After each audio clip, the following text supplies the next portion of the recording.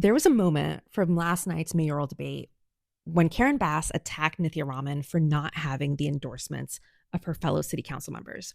There was an article that came out during the primary, and I really wanted to make a video about it, but this keeps being brought up, and I want to explain it. This is how Los Angeles politics actually works, because I don't think those endorsements mean what Bass wants you to think they mean. Yes, progressive council members like Eunice Hernandez, Hugo Soto Martinez, and Isabel Jurado endorsed Karen Bass. But here's the political reality. They still have to work with whoever is mayor.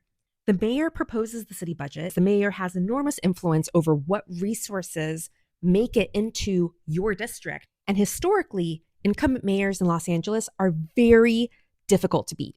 I mean, it hasn't happened since 2005. And yes, in my mind, 2005 was like 5 years ago, but in reality, it was 20 years ago. So imagine that you're a council member. Why pick a fight with an incumbent mayor who is historically favored to win re-election?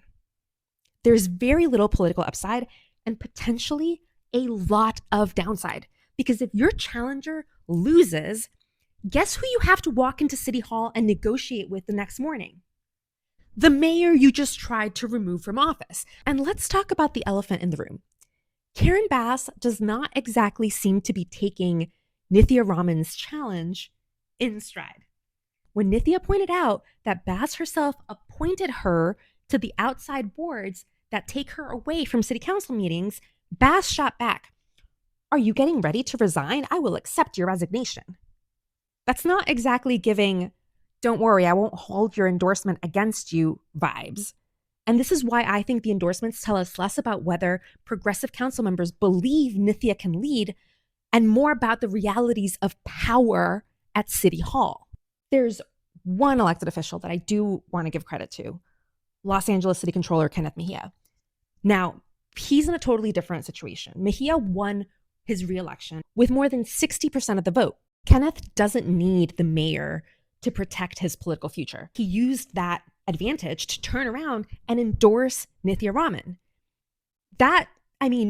He's in a different position, but that's still political courage, because endorsements aren't always a referendum on who you think would make the best mayor. Endorsements are sometimes about who you have to work with on Monday morning.